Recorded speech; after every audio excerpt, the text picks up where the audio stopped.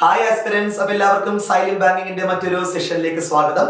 അപ്പോൾ ഞാൻ ഇന്ന് വന്നിരിക്കുന്ന ഒരു സന്തോഷ വാർത്തയായിട്ടാണ് വന്നിരിക്കുന്നത്. നമ്മുടെ അഗ്രികൾച്ചർ ഇൻഷുറൻസ് കോർപ്പറേഷൻ കമ്പനിയിലെ മാനേജ്മെന്റ് ട്രെയിനിയുടെ നോട്ടിഫിക്കേഷൻസ് ഔട്ട് ആയിട്ടുണ്ട്.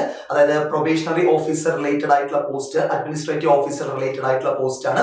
അപ്പൊ നമുക്ക് അതിന്റെ ഫർദർ ആയിട്ടുള്ള ഡീറ്റെയിൽസിലോട്ട് പോവാട്ടോ സ്റ്റുഡൻസ്. ഓക്കെ, അപ്പോ ഇവിടെ പറയുന്നത് നമ്മുടെ അഗ്രികൾച്ചർ ഇൻഷുറൻസ് കമ്പനിയുടെ വന്നിട്ടുണ്ട്. അപ്പോ ഡേറ്റ് 29 ജനുവരി ആണ് വന്നിരിക്കുന്നത്. അതിന്റെ കൺസേൺ ആയിട്ടുള്ള നോട്ടിഫിക്കേഷൻ അവർ പബ്ലിഷ് ചെയ്തിട്ടുണ്ടായിരുന്നത്.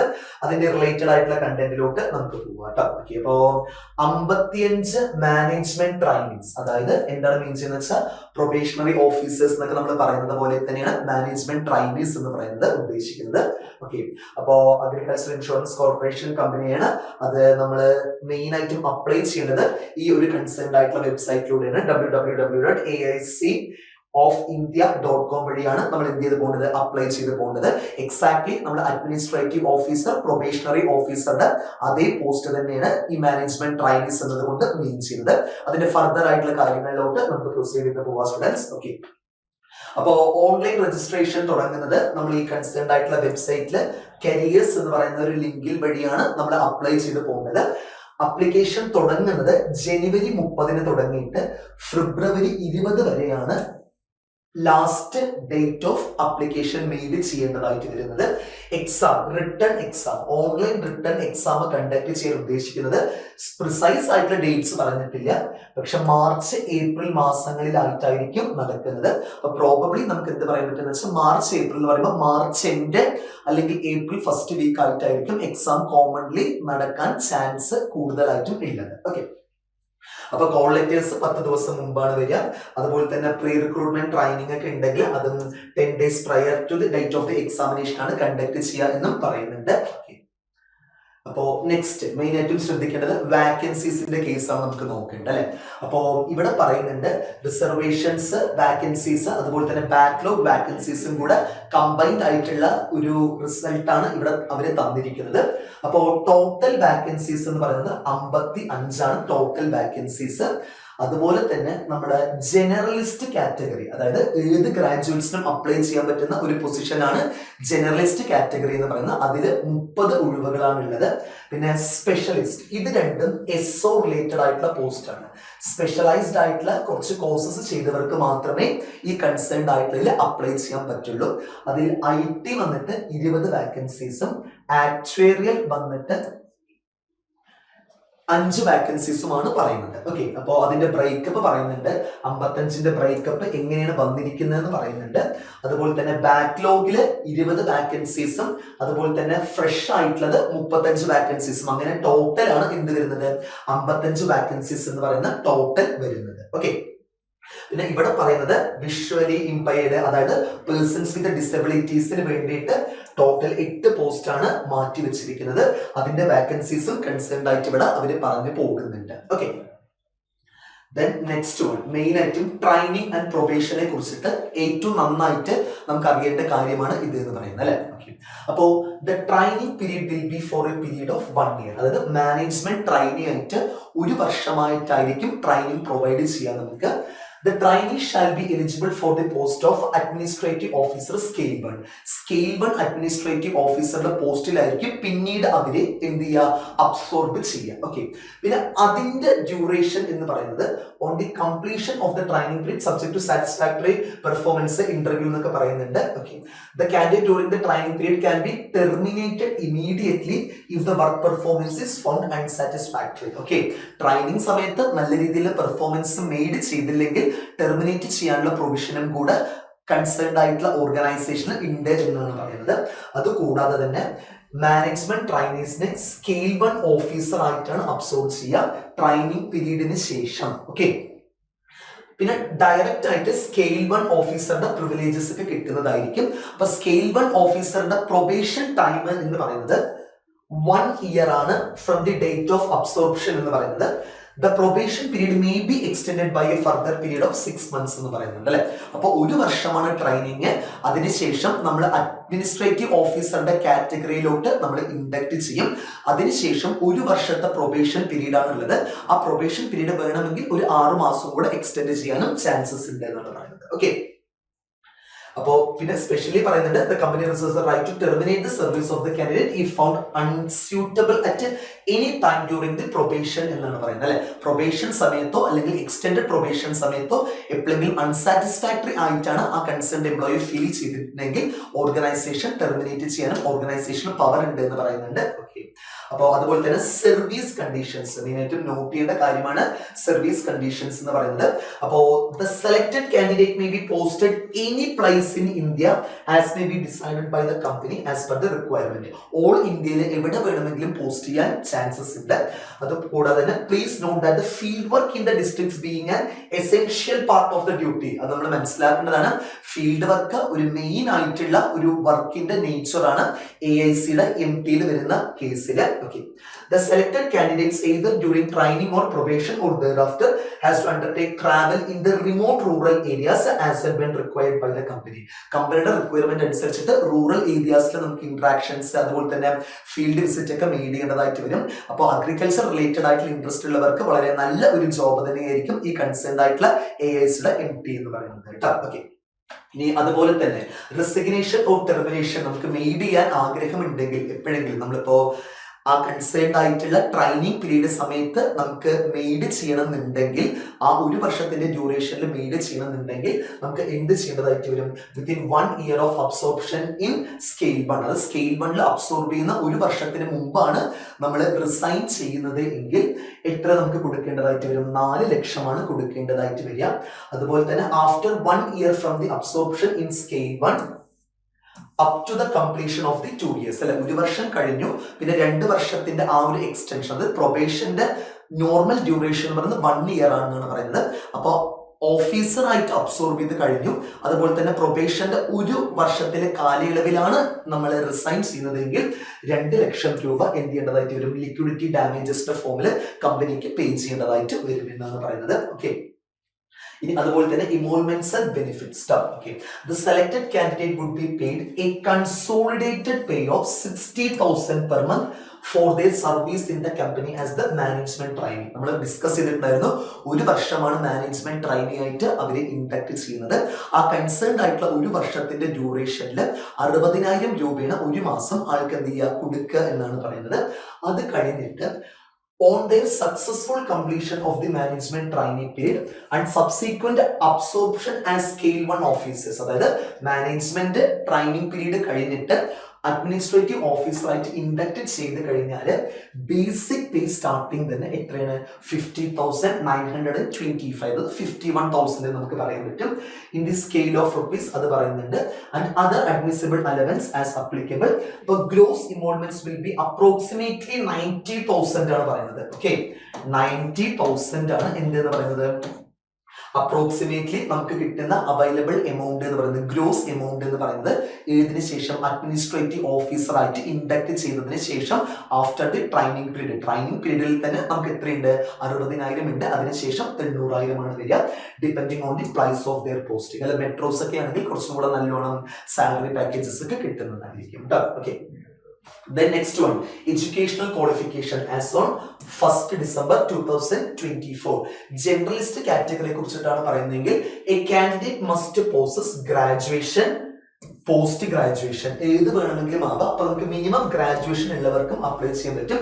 ഇനി any discipline from A university with minimum 60% marks four unreserved OBC and EWS. ഈ 3 കാറ്റഗറിക്കും 60% മാർക്കാണ് റിക്വയർഡ് ആയിട്ട് വരുന്നത്. അതുപോലെ തന്നെ മിനിമം 55% മാർക്സ് ആണ് ആവശ്യമായിട്ട് വരുന്നത്. SC, ST, PWD candidates in either of the degrees അല്ലെ, ഏത് ഡിഗ്രി വേണമെങ്കിലും ആകാം. ഓക്കെ, കൊമേഴ്സ് ബാക്ക്ഗ്രൗണ്ട് ആകാം, അല്ലെങ്കിൽ എഞ്ചിനീയറിംഗ് ബാക്ക്ഗ്രൗണ്ട് ആകാം, അല്ലെങ്കിൽ ആർട്സ് ബാക്ക്ഗ്രൗണ്ട് ആകാം.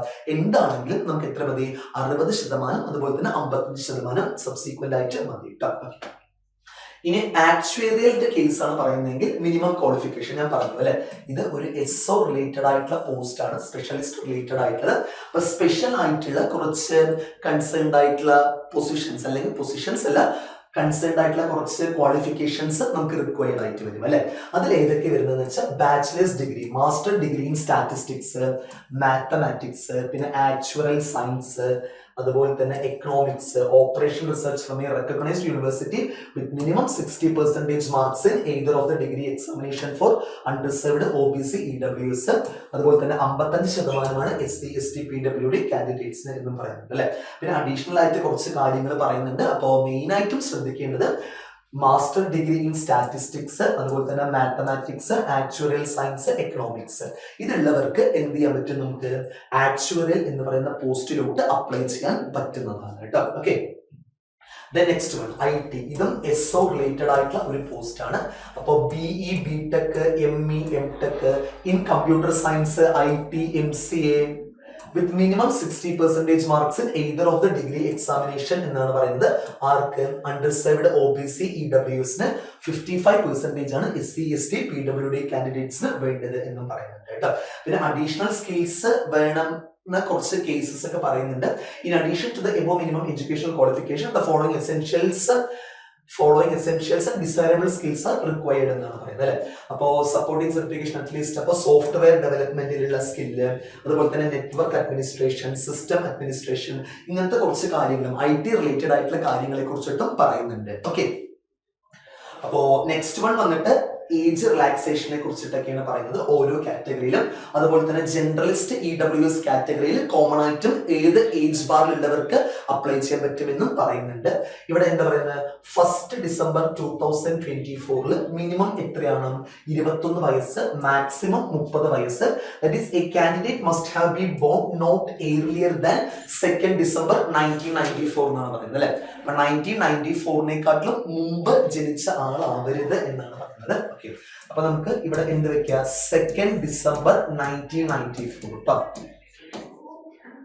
and not later than 1 December എന്താണ് പറയുന്നത് 2023 both dates inclusive ആണെന്ന് പറയുന്നുണ്ട് അല്ലെ. 2 ഡേറ്റ്സും കൺസിഡർ ചെയ്യുന്നതാണ് പറയുന്നത്. അതായത് 1 ഡിസംബർ 2003. അപ്പൊ ഇത് നിങ്ങൾ എല്ലാവരും ഒന്ന് നോട്ട് ചെയ്ത് വെക്കുക. 2 ഡിസംബർ 1994 തൊട്ടിട്ട് 1 ഡിസംബർ 2003 വരെ ഉള്ളവർക്കും എന്ത് ചെയ്യാൻ പറ്റും, ഈ കൺസേൺഡ് ആയിട്ടുള്ള എക്സാമിന് അപ്ലൈ ചെയ്യാൻ പറ്റും. ജനറൽ കാറ്റഗറിയുടെ കേസ് ആണെങ്കിൽ, ഇതിപ്പോ ഷെഡ്യൂൾഡ് കാസ്റ്റ് ആണെങ്കിൽ നമുക്ക് 5 വർഷം റിലാക്സേഷൻ കിട്ടും. OBC ആണെങ്കിൽ 3 വർഷം കിട്ടും. അതുപോലെ തന്നെ ഡിസബിലിറ്റീസ് ഉള്ളവർക്കാണെങ്കിൽ 10 വർഷവും കൂടെ ഇതിൽ നിന്നും എക്സ്റ്റൻഷൻ കിട്ടുമെന്നാണ് പറയുന്നത്. Okay, the next one selection procedures നെ കുറിച്ചിട്ടാണ് പറയുന്നത്. The selection shall be basis on the shortlisting of the candidates based on the online examination. Online examination, computer based examination ആണ്. And interview എന്നും പറയുന്നുണ്ട് അല്ലെ. For which the total marks will be 200 എന്നാണ് പറയുന്നത് അല്ലെ. അതായത് ഓൺലൈൻ പ്ലസ് ഇന്റർവ്യൂ എന്നാണ് 200 വരിക കേട്ടോ. എല്ലാവർക്കും ഓൺലൈൻ പ്ലസ് ഇന്റർവ്യൂ ചേർന്നിട്ട് എത്ര വരുന്നു എന്നാണ് പറയുന്നത്, 200 മാർക്കിനാണ് എക്സാം കണ്ടക്ട് ചെയ്യുന്നു എന്നാണ് പറയുന്നത്. ഇനി ഓൺലൈൻ എക്സാമിനെ കുറിച്ച് പറയുമ്പോൾ the online candidates online examination ഒബ്ജക്റ്റീവും ഡിസ്ക്രിപ്റ്റീവും ഉണ്ട്. ടോട്ടൽ 150 മാർക്സ് ആണ് എക്സാമിന്റെ ടോട്ടൽ വെയിറ്റേജ് എന്ന് പറയുന്നത്. 2.5 മണിക്കൂറാണ് സമയം, അതായത് 150 minute. The minimum qualifying marks in the online examination is 60% for general OBC and EWS category. ഈ 3 കാറ്റഗറിക്കും എത്ര പെർസെന്റേജ് വേണം എന്നാണ് പറയുന്നത്, 150 മാർക്കിൽ 60% മേടിച്ചിരിക്കണം, അതായത് 90 മാർക്ക് മേടിച്ചിരിക്കണം എന്നാണ് പറയുന്നത്. And 55% for the എന്തെന്ന് പറയുന്നത് SC ST PWD കാൻഡിഡേറ്റ്സിന് എന്ത് വേണം, എക്സാക്ട്ലി 55% മാർക്ക് മേടിച്ചിട്ടുണ്ടാവണം എന്നാണ് പറയുന്നത് അല്ലെ. അപ്പൊ ആ ഒരു റിക്വയർമെന്റ് നിങ്ങൾ എന്ത് ചെയ്യാം, വളരെ നല്ല രീതിയിൽ തന്നെ ശ്രദ്ധിച്ചു പോവാട്ടെ. കാരണം ഇവിടെ 60 വേണം, അവിടെ എത്രയും വേണം, 55% മാർക്കും എന്തിരിക്കണം, എക്സാക്ട്ലി നേടിയിരിക്കണം എന്നാണ് പറയുന്നത് കേട്ടോ. ഓക്കെ, അതായത് ഇവിടെ 82.5 മാർക്ക് വരും, ഇവിടെ എത്ര വരിക, 90 ആണ് വരിക, അതായത് 150ന്റെ 55% അല്ലെ. ഓക്കെ, അപ്പോൾ ശ്രദ്ധിക്കുക, the online examination will be held in March April 2025. The details of the online എക്സാമിന്റെ ഡീറ്റെയിൽസിലോട്ട് നമുക്ക് പോവാട്ടോ. ഓക്കെ, അപ്പോ ജനറലിസ്റ്റ് കാറ്റഗറിയാണ് നമ്മൾ നോക്കുന്നത് എങ്കിൽ നമുക്ക് എന്ത് പറയാൻ പറ്റും, എക്സാമിന്റെ പാറ്റേൺ ഇങ്ങനെയാണ് വരിക. റീസണിങ് 40 ക്വസ്റ്റ്യൻ 40 മാർക്ക്, ഹിന്ദിയിലും ഇംഗ്ലീഷിലും അവൈലബിൾ ആണ്. ഇംഗ്ലീഷ് ലാംഗ്വേജ് വന്നിട്ട് 25 ക്വസ്റ്റ്യൻ 25 മാർക്ക്. പിന്നെ test of general current affairs and insurance awareness. ഇത് ശ്രദ്ധിച്ച് നോക്കുക കേട്ടോ. ഇൻഷുറൻസ് അവയർനെസ് എന്ന് പറയുന്ന കേസ് നമ്മൾ എന്ത് ചെയ്യണം, നന്നായിട്ട് പഠിച്ചു പോകേണ്ടതാണ് ഇതിൽ. കാരണം AIC എന്ന് പറയുന്ന ഇൻഷുറൻസ് ബേസ്ഡ് ആയിട്ടുള്ള ഒരു കോൺസെപ്റ്റും കൂടെ അതിൽ ഇൻക്ലൂഡ് ആവാറുണ്ട്. അപ്പോൾ ശ്രദ്ധിക്കുക, നിങ്ങൾ അഗ്രികൾച്ചർ ഇൻഷുറൻസ് കമ്പനി എന്നാണ് പറയുന്നത് അല്ലെ AIC എന്ന് പറയുന്നത്. അപ്പൊ ഇൻഷുറൻസ് റിലേറ്റഡ് ആയിട്ടുള്ള കണ്ടന്റ് നമുക്ക് എന്ത് ചെയ്ത് പോകണം, പഠിച്ച് പോകേണ്ടതാണ്. ഓക്കെ, എത്രയാണ് മാക്സിമം 35 മാർക്ക്, 35 ക്വസ്റ്റ്യൻ ആണ് ഉള്ളത്. ഇനി അതുപോലെ തന്നെ ശ്രദ്ധിക്കേണ്ട കാര്യം എന്താണെന്ന് വെച്ചാൽ test of quantitative aptitude and computer literacy അല്ലെ, അതായത് മാത്സും അതുപോലെ തന്നെ കമ്പ്യൂട്ടറും കൂടെ ഒരുമിച്ച് ഒരു സെക്ഷൻ എന്നാണ് പറയുന്നത്. അപ്പൊ അതിന് മാക്സിമം മാർക്സ് എന്ന് പറയുന്നത് 40 നമ്പർ ഓഫ് ക്വസ്റ്റ്യൻസ് എന്ന് പറയുന്നത് 40. പിന്നെ ശ്രദ്ധിക്കേണ്ട ഒരു കാര്യം എന്താണെന്ന് വെച്ചാൽ ക്യുമുലേറ്റീവ് ടൈമിംഗ് ഓഫ് 120 മിനിറ്റ്സ് ആണ് ഇവിടെ പറയുന്നത് കേട്ടോ. ഓരോ സെക്ഷനും ഇൻഡിവിജ്വൽ ആയിട്ടുള്ള ടൈമിംഗ് അലോട്ടഡ് അല്ല, ക്യുമുലേറ്റീവ് ടൈമിംഗ് ആണ് 120 മിനിറ്റ്സ് എന്നതുകൊണ്ട് മെയിൻ ചെയ്യുന്നത്. പിന്നെ ഇത് കഴിഞ്ഞിട്ട് നമുക്ക് എന്ത് വരും, ഇപ്പൊ നമുക്ക് 40, 65, 100, 140 ആയി അല്ലെ. ഓക്കെ, പിന്നെ മൊത്തം ക്വസ്റ്റ്യൻ 140, അതിന്റെ കറസ്പോണ്ടിങ് ആയിട്ടുള്ള മാർക്സ് എന്ന് പറയുന്നത് എത്ര ആയിട്ടുണ്ട്, 140 തന്നെ ആയിട്ടുണ്ട്.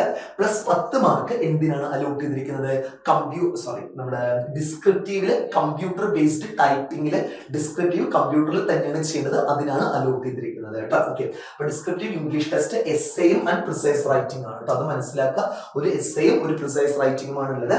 2 ക്വസ്റ്റ്യൻസ് ഉണ്ടാകും, ടോട്ടൽ 10 മാർക്കാണ് അതിന് അലോട്ട് ചെയ്തിരിക്കുന്നത്. അതിന്റെ ഡ്യൂറേഷൻ എന്ന് പറയുന്നത് 30 മിനിറ്റ് ആണ് അലോട്ടഡ് എന്ന് പറയുന്നത്. ഇംഗ്ലീഷിൽ മാത്രമാണ് നമുക്ക് ടൈപ്പ് ചെയ്യേണ്ടതായിട്ട് വരുന്നത് കേട്ടോ. ഓക്കെ, ഇംഗ്ലീഷ് മാത്രമേ പോസിബിൾ ആവുള്ളൂ ടൈപ്പ് ചെയ്യാൻ. നെക്സ്റ്റ് വൺ ആക്ച്വറിയലിന്റെ കേസ് ആണെങ്കിൽ കുറച്ച് മാറ്റങ്ങളുണ്ട്. നമ്പർ ഓഫ് ക്വസ്റ്റ്യൻസ് അതുപോലെ തന്നെ ഓരോ കേസിലും ചോദിക്കുന്നതിൽ കുറച്ച് മാറ്റങ്ങൾ വരുന്നുണ്ട്. ഇപ്പൊ റീസണിംഗ് ആണെങ്കിൽ 30 മാർക്സ് ആണ് മാക്സിമം, 30 ക്വസ്റ്റ്യൻ. ഇംഗ്ലീഷ് 10 ക്വസ്റ്റ്യനേ ഉള്ളൂ, 10 മാർക്ക്. പിന്നെ general current affairs insurance awareness ആണെങ്കിൽ 10 ക്വസ്റ്റ്യൻ, 10 മാർക്ക്. പിന്നെ ക്വാണ്ടിറ്റേറ്റീവ് അതുപോലെ തന്നെ കമ്പ്യൂട്ടർ ആണെങ്കിൽ 30 ക്വസ്റ്റ്യൻ, 30 മാർക്ക്. മെയിൻ ആയിട്ടും ശ്രദ്ധിക്കേണ്ട കാര്യം, അതായത് ഈ ഒരു കൺസേൺഡ് ആയിട്ടുള്ള ക്വാളിഫിക്കേഷൻ പ്രോസസ് ചെയ്യുന്നവർക്ക് മെയിൻ ആയിട്ടും എന്ത് വേണം, അതിന്റെ പ്രൊഫഷണൽ നോളജ് റിലേറ്റഡ് ആയിട്ടുള്ള ടെസ്റ്റ് ഉണ്ട്.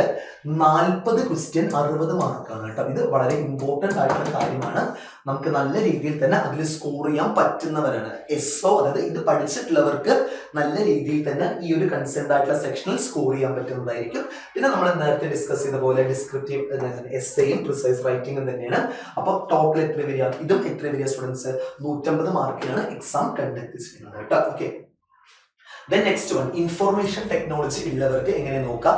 ഏറ്റവും കൂടുതൽ നിങ്ങൾക്ക് ബെനിഫിഷ്യൽ ആയിട്ടുള്ളതാണ് IT റിലേറ്റഡ് പഠിച്ചവർക്ക് നല്ലോണം ബെനിഫിഷ്യൽസ് ഉണ്ട്. കാരണം എന്താണെന്ന് വെച്ചാൽ ഏറ്റവും കൂടുതൽ ചോദിക്കുന്നത് അവരുടെ പ്രൊഫഷണൽ നോളജിൽ നിന്നും കുറെ ചോദിക്കുന്നുണ്ട്. നിങ്ങൾ തന്നെ നോക്കൂ, 150 മാർക്കിന്റെ എക്സാമിൽ 100 മാർക്കും എന്തിനാണ് ചോദിക്കുന്നത്, കൺസേൺഡ് ആയിട്ടുള്ള IT റിലേറ്റഡ് ആയിട്ടുള്ള സ്പെഷ്യലൈസേഷനിൽ ഡിഗ്രി ക്വാളിഫൈ ചെയ്തവർക്ക് എന്താണ് നല്ലൊരു അവസരമാണ്.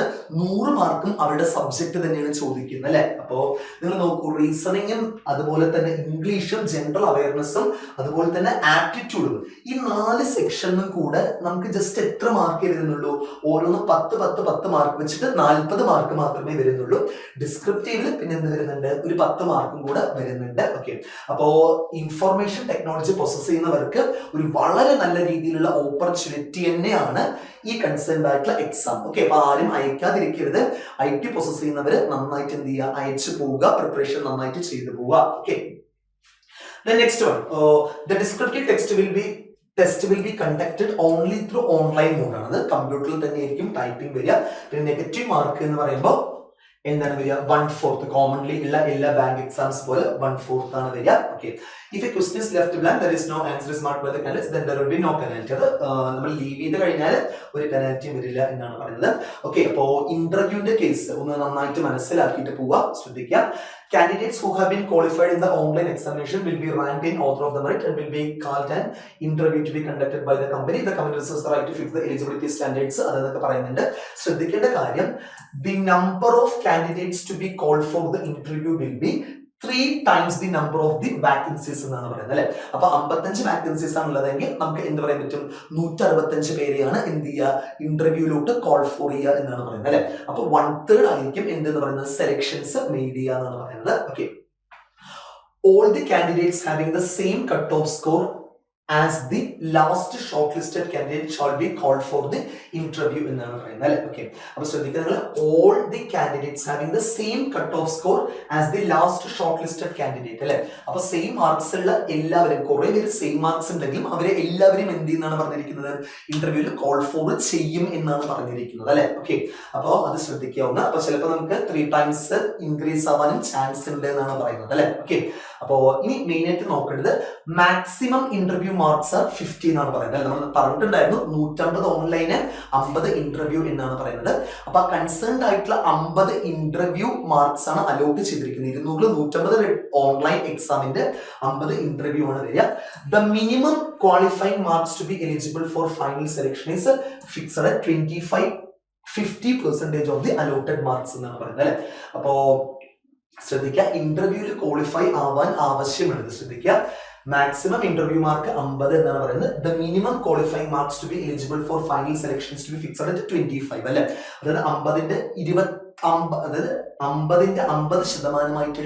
25 മാർക്ക് എന്ത് ചെയ്തിട്ടുണ്ടാകണം, ഇന്റർവ്യൂവിൽ സെക്വയർ ചെയ്തിട്ടുണ്ടാകണം എന്നാണ് പറയുന്നത് ഫൈനൽ സെലക്ഷൻ ഒക്കെ എത്താൻ വേണ്ടിയിട്ട്. പിന്നെ നമുക്ക് എന്ത് വേണം പറയുന്നുണ്ട്, company reserves the right to relax extend or minimum qualifying marks in respect of the interviewer in order to enhance restrict the number of candidates eligible for the final selection. അപ്പൊ final സെലക്ഷനിൽ നമുക്ക് എങ്ങനെ വേണമെങ്കിലും ആവാം, ചിലപ്പോ റിക്വയർമെന്റിനെക്കാട്ടിലും ചിലപ്പോൾ കുറവ് വരാം, കൂടുതൽ വരാം, എങ്ങനെ വേണമെങ്കിലും വരാൻ ചാൻസസ് ഉണ്ട് എന്നാണ് പറയുന്നത്. ഓക്കെ, ആൻഡ് ലാസ്റ്റ് കേസ് നമ്മൾ മനസ്സിലാക്കേണ്ടത്, selection would be based on the performance in the online examination and interview, രണ്ടും കൂടെ ചേർന്നിട്ടുള്ള ഒരു കൺസോളിഡേറ്റഡ് മാർക്ക് ഉണ്ടാകും. അതിനനുസരിച്ചിട്ടാണ് ഫൈനൽ സെലക്ഷൻ മെയ്ഡ് ചെയ്യുക. The final merit list shall be preparedness in descending order of the consolidated marks എന്നാണ് പറയുന്നത് അല്ലെ. അപ്പൊ കൺസോളിഡേറ്റഡ് മാർക്സിനെ നമ്മൾ എന്താണ്, ഡിസെൻഡിങ് ഓർഡർ, ഏറ്റവും ടോപ്പിൽ നിന്നും ലോ എന്ന് പറയുന്ന കേസിലോട്ടാണ് അറേഞ്ച് ചെയ്യുന്നത്. അപ്പൊ ആ ഒരു രീതിയിലായിരിക്കും എന്ത് ചെയ്യുക, പ്രിപ്പറേഷൻസ് അവര് മെയ്ഡ് ചെയ്യുക in terms of final result, final list preparation ആ ഒരു കൺസേൺഡ് ആയിട്ടുള്ള രീതിയിലാണ് ചെയ്തു പോകുന്നത്. അപ്പോ നല്ല ഒരു ഓപ്പർച്യൂണിറ്റി ആണ്. നമ്മൾ വാക്കൻസീസ് കുറവ് പറഞ്ഞിട്ട് ഒരിക്കലും ആരും അപ്ലൈ ചെയ്യാതിരിക്കരുത്. നമുക്ക് നന്നായിട്ട് പ്രിപ്പയർ ചെയ്തിട്ടുണ്ടെങ്കിൽ എന്തായാലും നമുക്ക് എന്ത് ചെയ്യാൻ പറ്റും, ക്ലിയർ ചെയ്യാം. നമ്മളെ എത്ര മാർക്ക് മേടിക്കുന്നു നന്നായിട്ട് ശ്രദ്ധിച്ചാൽ മതി അല്ലെ. നമ്മൾ മാക്സിമം എഫോർട്ട് എടുക്കുക, മാക്സിമം മാർക്സ് നമ്മൾ എന്ത് ചെയ്യുക, അറ്റൈൻ ചെയ്യാൻ ശ്രമിക്കുക. അപ്പൊ എല്ലാവരും എന്ത് ചെയ്യുക, ഈ കൺസേൺഡ് ആയിട്ടുള്ള ആപ്ലിക്കേഷൻ ഫില്ല് ചെയ്യുക. IT റിലേറ്റഡ് ആയിട്ടുള്ള ക്വാളിഫിക്കേഷൻ പ്രോസസ് ചെയ്യുന്നവർക്ക് വളരെ നല്ലൊരു അവസരമാണ്, അതാരും ചെയ്യാതിരിക്കരുത്. അപ്പൊ എല്ലാവരും പ്രിപ്പറേഷൻസ് നല്ല രീതിയിൽ മെയ്ഡ് ചെയ്യുക students. Okay students, bye. Okay.